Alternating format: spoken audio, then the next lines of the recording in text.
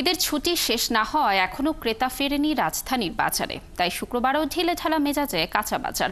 এদিকে চাহিদা না থাকায় কমেছে সবজি সহ চাল ও ডালের দাম, তবে সরবরাহ কম থাকায় কিছুটা বাড়তি মাছের দাম। বিস্তারিত ফয়সাল রয়েলের রিপোর্টে। ঈদের পর প্রথম শুক্রবারে বাজারে নেই ক্রেতা, তাই কাঁচা বাজারগুলো চলছে ঢিলেঢালা মেজাজে। বেচাকেনা খুব একটা নেই বলে ঈদের কুশল বিনিময় করে সময় কাটাচ্ছেন দোকানিরা। এদিকে চাহিদা কম থাকায় কমেছে সবজির দাম, প্রতি কেজিতে কমেছে 6 থেকে 10 টাকা পর্যন্ত। ঈদের আগে 40 টাকার লাউ এখন 30 টাকায় বিক্রি হচ্ছে।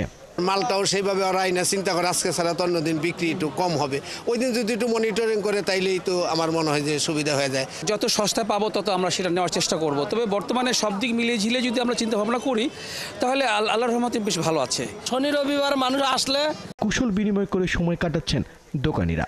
চাউলের দামটা মোটামুটি আগের চেয়ে কমছে, আর তেলের দামও মোটামুটি ঈদের আগে যা ছিল এখনও একই দাম আছে, কোনো জিনিসের দাম বাড়ে না। মাছ বাজারে অনেকটা ভিন্ন চিত্র, সরবরাহ কম থাকায় দাম অনেকটাই বেশি, আবার বেশিরভাগ ফ্রিজিং মাছ বিক্রি হওয়ার অভিযোগ করছেন অনেকেই।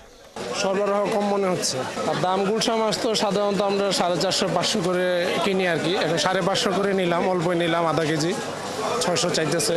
ফ্রোজেন, সব ফ্রোজেন, মানে হয়তো ঈদের আগে আনা বা ফ্রেশ মাছটা নাই। কাজকি 350, মলাশ 300, চেওয়া 300, রুই মাছ 450, পিয়ারি মাছ 500। কোরবানির ঈদের পর প্রতি বছরের মতো এবারও মাংসের চাহিদা নেই, তাই গরু ছাগলের মাংসের দোকানের পাশাপাশি মুরগির বাজারেও নেই ক্রেতার ভিড়। ফয়সাল রয়েল, 71, ঢাকা।